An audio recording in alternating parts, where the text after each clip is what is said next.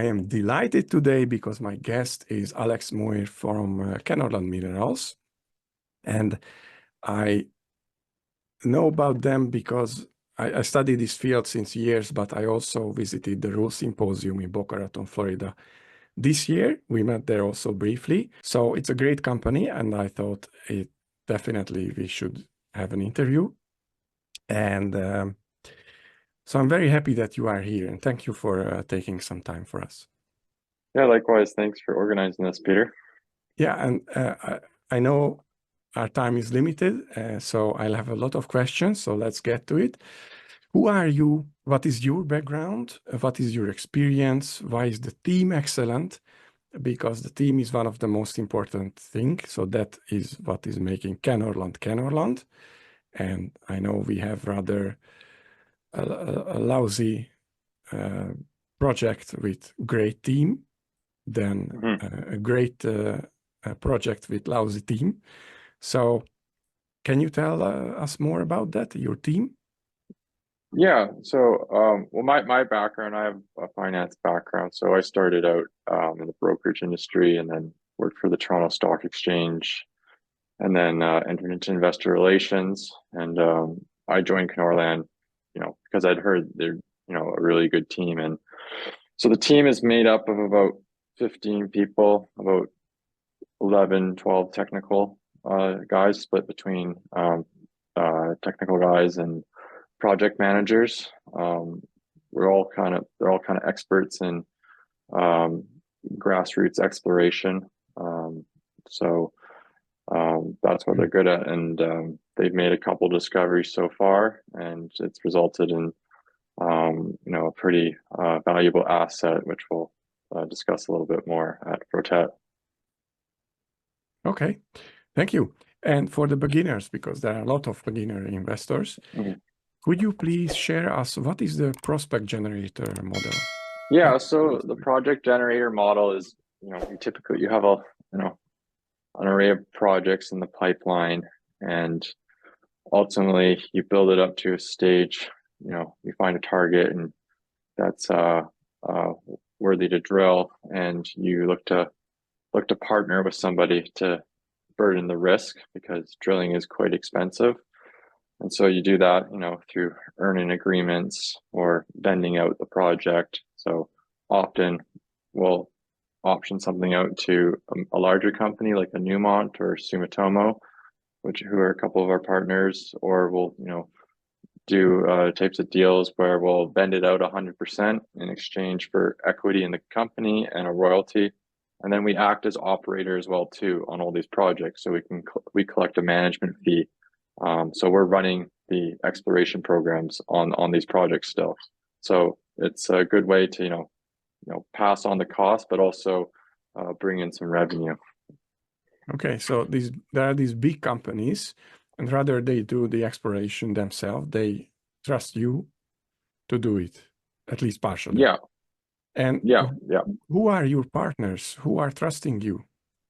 What names? So as right now we're partnered with Newmont, Sumitomo, which I just mentioned, and then Centerra Gold. We've also partnered with Freeport, Antofagasta, Barrick.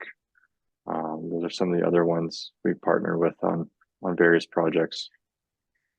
Okay, big names. That's important because there must be a reason why they trust you, right? Yeah. Okay. So, and what makes you different? What is your competitive advantage? Do you focus exclusively on big projects, or only volcanic land packages, or only North America? Yeah, so we focus mainly North America in known greenstone belts. So, the idea, we typically take out large land packages. So, the team comes up with an idea, they stake the ground or acquire it from prospectors if that's the case.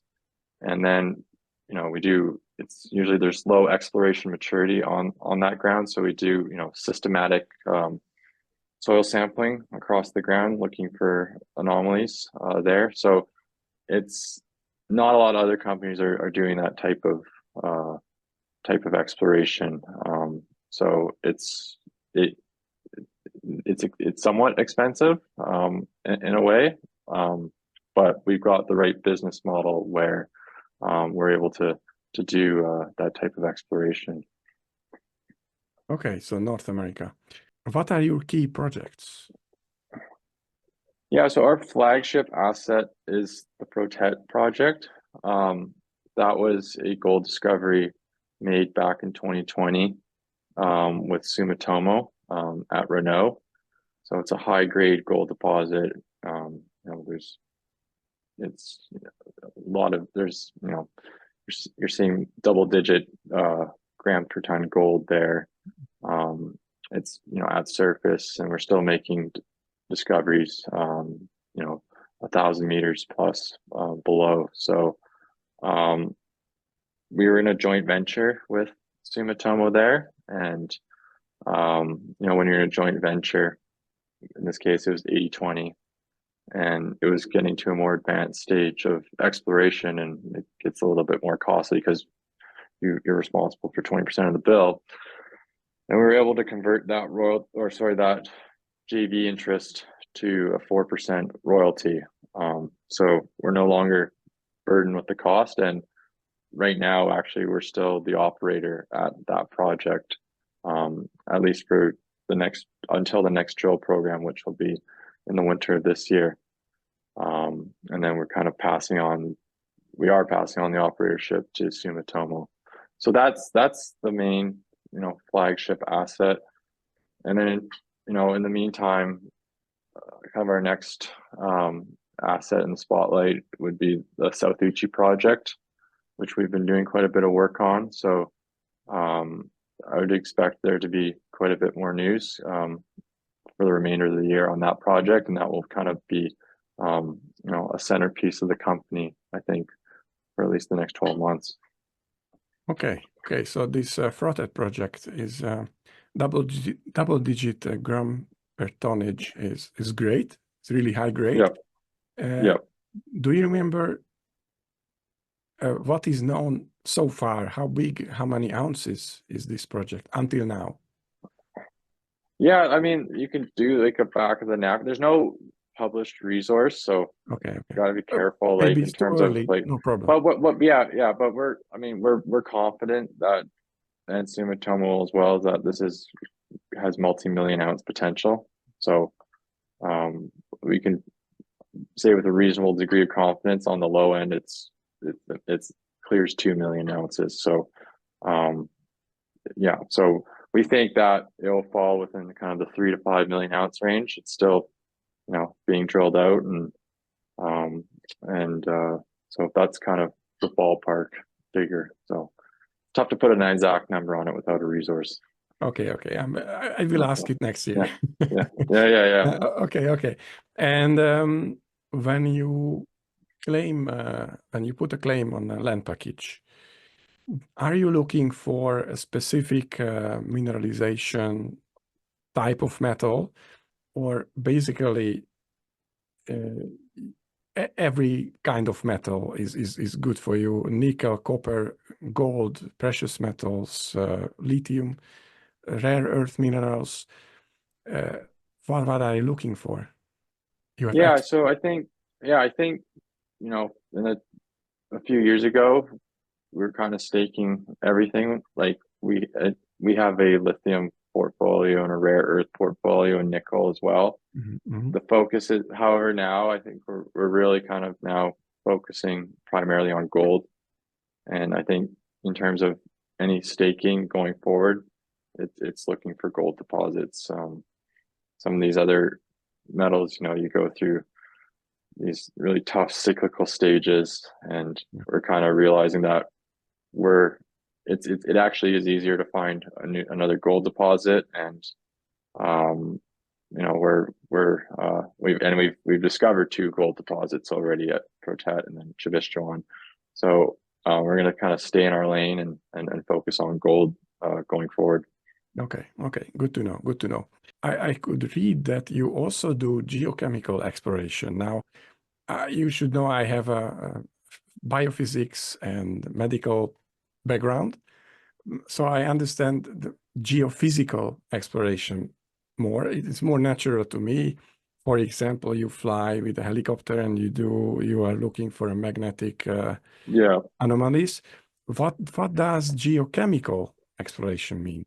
Just the Yeah. easy So way. I mean, it really comes down to, like, soil samples. You get a big bag of dirt, and they're kind of picking through the grains. And so we'll do these heavy mineral concentrate samples, and there'll be like a 10-kilo bag, and then you're literally just pulling out the grains from there, and seeing if there's any anomaly. We're trying to find the source of the bedrock ultimately. So it's they're clues to finding where that deposit is. So that's really what it comes down to. Oh, Is okay. I understand. Yeah, Thank yeah, you. yeah. Thank you. Okay. You told me who are your partners, and could you please explain us the business strategy? Now, I recommend everyone to, of course, visit your website and download the presentation. If I open the actual presentation now, page 8 is about the business strategy. Could you please explain us briefly what we can see here? So yeah, so I mean, that's kind of in essence what the project generation model is. You know, by entering into the exploration partnerships, we're shouldering the cost to somebody else. And yes, we are sacrificing some equity in the project, but it prevents us from having to go back to the market and diluting the kind of company. That's a big issue if you're in the exploration space, is dilution. Companies will spend their brains out on something, and if it doesn't work, the treasury runs dry, and they got to go back to the market and try and dilute their shareholders and all that. And so in this case, we partner with many parties. We have a ton of projects in the pipeline, and so if one thing's not working, we can drop that and shift gears to another. So you can kind of look at it as like you get to take a lot of shots on net in that case. And then like from our partnerships, we receive either equity or royalty. So that's kind of how we get exposure to a discovery. Because again, at the end of the day, like if you're asking like what is the strategy? Well, it's to make a discovery, right? And so it's keeping that exposure while maintaining your risk. So it's through having equity or royalty, and having equity or royalty is a low cost way of capitalizing on a discovery. So okay, so that's kind of sorry for interruption. So you make the discovery, everybody yeah. is happy, and then you will spin out this project, sell this project, and you keep equity and or royalty. Yeah, I mean, well, typically, I mean, we'll enter into these agreements before the first pass drill program. So it's kind of set up like that. We're not going to be doing any drilling 100%. That's not part of the business model. So when we get something to a drill ready stage, we're looking to get into a partnership with somebody. And so, well, what it depends on the prospectivity of the project, the group that we're going to do a deal with, the terms will vary on that. So that's kind of how we keep our exposure, and then also not spend too much of the treasury and put ourselves in a position where we might have to dilute. Because like again, you could have something that's really there's a lot of smoke, but it might not work out, right? It's a very risky business. So that's true.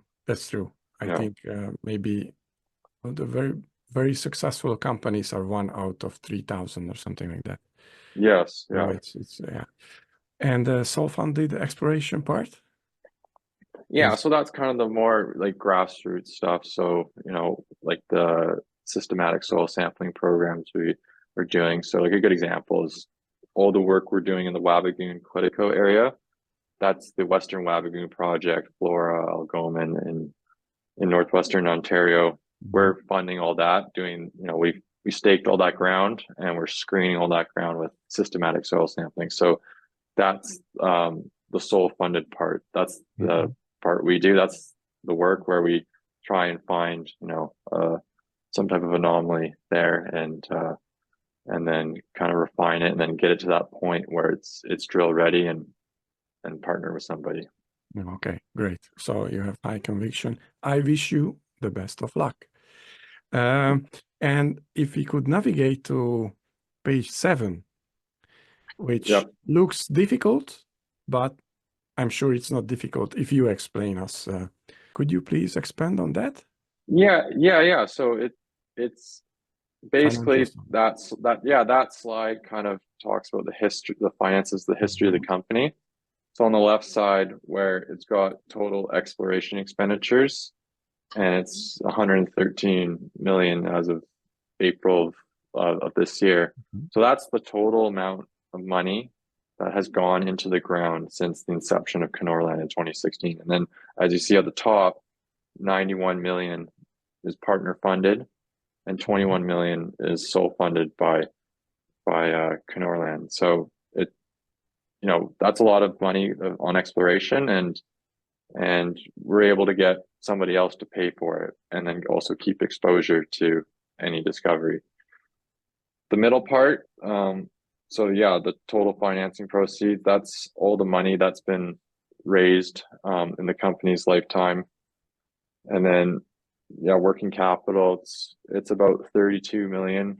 I think our last financials were, it's similar. There are liabilities where, because we did that flow through financing in May, we have to spend close to $10 million over the next 2 years. So we do have to spend that money on our projects. So hard dollars, we're sitting at 21, $22 million right now. And then marketable securities, those are equity positions that we have through through the model, like vending out projects to other juniors. And we also incubated a private company called Kulu Gold. We're about, I think, 11% holder right now in that. So those are just securities that we hold. And then the really interesting one is the last part on the right side, total historical revenue versus total G&A. So as you can see, we've created more revenue than our G&A in the lifetime of the company. So, year over year, it kind of varies. Some years we're, in the green, but like even last, I think it was 2022 or 2023, we paid taxes. I mean, so we're actually a profitable junior exploration company, which not too many companies can say. So, we're able to kind of match our G&A with, our operator fees and option payments and interest as well on the cash. So it gives us, puts us in a really good position where, we're not, the treasury isn't just, dwindling all the time. Yeah. You do need, like, with operator fees, you've got to keep up a pipeline of projects going and entering into new partnerships. So, I mean, you need to keep doing that in order to sustain those operator fees. Yes. Yeah. You have to invest into the future. And what is your goal, your vision? I don't think you want to exit next year and go to the beach. So what? I think this goes back to the team. They are passionate about making discoveries, and they want to make a gold discovery. And I think that's what Zach wants to do, and the rest of the founders and the team, that's what they love to do, and they're passionate about that. So we want to make another gold discovery. So as I mentioned, we have South Ichi kind of next in our pipeline in terms of getting to the drill stage, and we want to make a discovery there. And maybe it'll be the next Great Bear, who knows? But yes. I think that's the ultimate goal. I mean, you can, I don't think you ever really want to talk about an exit. Like, you just focus on what you're doing, and perhaps another party, yeah, they might be interested in the royalty or whatever. Anything can happen, but I think at the end of the day, we're all about exploration, and we're going to keep exploring. I am happy to hear that, and grow also the royalty part. I'm happy for that. And what did you do in the last 12 months to achieve this goal? Yeah, so I guess the biggest thing was definitely the transaction at Frotet, converting the JV interest to a royalty. So I think leading up to that, the Kenorland's share price was kind of languishing, in the 60s and 70s for the longest time. And I think there was concern about, okay, well, Kenorland has a 20% interest. This is going to cost them quite a bit to maintain in order to keep the project going forward. And so by converting that to a royalty, it allowed us to have no more costs on Frotet, and then also shift focus onto some of our other projects as well too. And so, and also the size of the royalty and what the potential the Renault deposit could be. I mean, we think that Sumitomo is going to put it into production. This could easily be worth north of $100 million. So that was probably the biggest catalyst for the company. And then I mean, over the last 12 months, maybe 18 months as well, we've staked a lot of ground. So we've been replenishing the portfolio. So as I mentioned, we staked a lot of ground in northwestern Ontario, and then we did our first pass soil sampling programs there this past summer. So yeah, that's kind of it. Like, we're sitting at, I think, over 2 million hectares of ground in Canada. So it's the size of a small state in the United States. So yeah, just that's kind of the main thing, and just keep pushing projects forward. I understand. It makes sense. It makes sense, limiting the cost, and also then you have resources to do something with the other huge parts. Okay. And what are your plans for the next 1 or 2 years? If I look a little. So we're pretty excited. I think so. 2025 will be a drill heavy year. I think there could be up to 6 projects within our portfolio that will be re-drilled. So I mean, that includes a large winter program at Frotet to help with Sumitomo get towards the resource. We have Sothuchi. We're confident that we're going to get Chibisco on into a phase 2 drill program. That was another discovery that was made in 2023, where we had a long intersection of 150 meters at 0.4 grams per ton gold. So I mean, not high grade, but there's a system there, and it warrants follow-up drilling. So another program there, and then we've got Hunter, which is option out to Centerra. That's at the drill ready stage. So, and then we've got Tanacross as well. We're currently looking for a partner on that. That's drill ready. That's a copper play in Alaska. So we're looking for a partner on that. And then up in the Opanaka target, we've ended a project to target exploration in exchange for equity and a royalty, and we're the operator there. They're developing an interesting target up there as well too. So that's likely to be drill ready in 2025. So for 2025, it's going to be a lot more drilling, I believe, which is how you make the discovery. So lots of discovery potential. Yeah, exactly. Yeah, it is very great. I think you answered the next question. How do you create value? What is the strategy for further growth? I think you answered it. Or would you like to add anything? Yeah, I mean, I think the royalty, it will, kind of keep growing, and I think it just requires going through these kind of de-risking events. We had a pretty important press release in July, announcing that we hired an engineering firm, BVA Consultants, to start technical environmental baseline studies to acquire a permit for an exploration decline. So that's a pretty major deal. And if we get that permit and Sumitomo kind of gives the go ahead to put a shovel in the ground, I think that's a big catalyst in terms of how serious they are of turning this into or taking it to production. So I think people should really be following that, and that should happen within the next 12 months.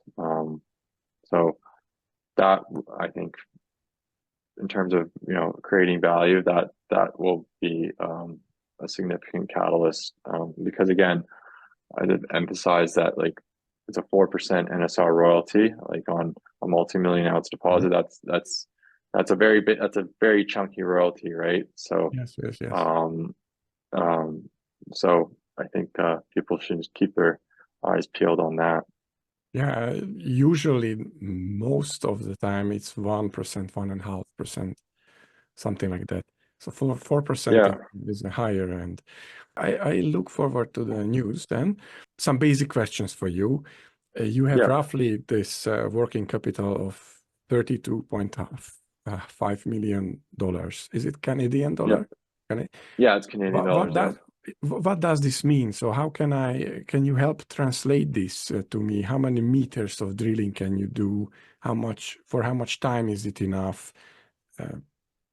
How many land packages can you cover with it for beginners? Yeah, so we're none of it will go towards drilling, as I mentioned. Like all Yeah. all our projects Mhm. are partner funds. So we like so for instance, the flow through financing, that close to $10 million we raised, it's all going towards systematic soil sampling, grassroots exploration, kind of developing these targets. So all the money is going towards running those types of programs. So yeah, you can expect, through, the next 2 years, at least 10 Okay. million coming out of Kenorland through that flow through. Um, and yeah, then other than that, I mean, is it covered? Like our revenue covers our G&A. So we're sitting at and then in terms of our hard dollars, I mean, a lot of it's, we are looking at other opportunities as well. And if there's something that is creative, on either, it's another asset of some sort that will, benefit the company and shareholders, then we're looking at those opportunities as well too. So, but we're not going to just do something for the sake of doing something with the cash. And then we also have a buyback in place. We haven't bought any shares back, but if we feel, at any point that our stock is undervalued, we could also buy back shares. So, yeah, we have a lot of optionality going forward and a lot of room to breathe. Okay. But Okay. yeah, Okay. yeah, That's great. And I would like to talk more about the numbers and valuation you mentioned as well. So yeah, every representative thinks, of course, that the share is undervalued and we should buy.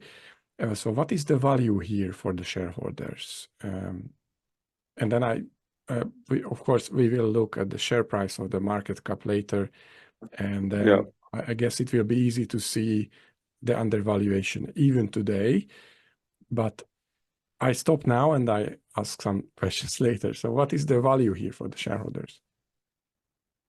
Yeah, I mean, I think first and foremost is obviously, I mean, the royalty. So that's Mhm. kind of baked into a lot of the market cap. And then, I mean, okay, the enterprise value is sitting at roughly 50 million Canadian. So 50? you could Okay. you could make an argument that the royalty is worth that, and then all the exploration you're getting for free. Yeah. We're still in a pretty depressed market overall. Like you Yes. look at a lot of the juniors, Yes. they're still at, at the lows, and there's still, general sentiment and new money still hasn't, been slow to come back in, as well too. So yeah, I mean, you're getting exposure to, I think you're getting kind of a call option on exploration, going forward. I think some of our bigger shareholders and people that follow Kenorland see the value of the royalty and and they feel confident enough to buy it here, knowing that it's going to continue to grow and that there's all this exploration upside as well too. The enterprise value is about roughly 50 million. You have 30 million-ish cash.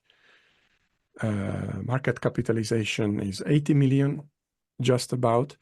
Yep. And we could see the share price elevate with roughly 50% this year.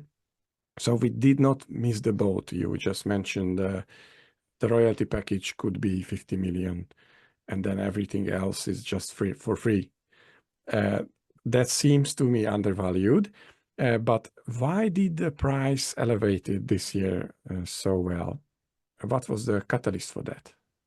Yeah, so there's two kind of main catalysts. Obviously, when we announced the royalty deal, the stock shot up, I think from 60 to 80, and then kind of trade in range in the 70s. And then we did the Centerra deal where they came in as a 9.9% shareholder on the back end of that flow through financing. And I think it was after we closed that financing, the stock took off to $1. So it consolidated for a bit.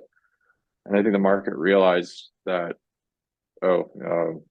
they're not going to have to go to the market for financing for the next few years. And if I want exposure to Kenorland and the catalyst that they've got coming up, they got to buy the stock now. So that's kind of my hypothesis to perhaps that big. I like to say that maybe my awareness helped, and I think to a degree as well too. So like they brought me on a year ago to help market the company and do outreach, and I've been doing quite a bit of that. And it's surprising, you run into a lot of people that have never heard of Kenorland. So and then people get quite intrigued by the business model. So I think that also a lot more like there's been greater awareness about the company too.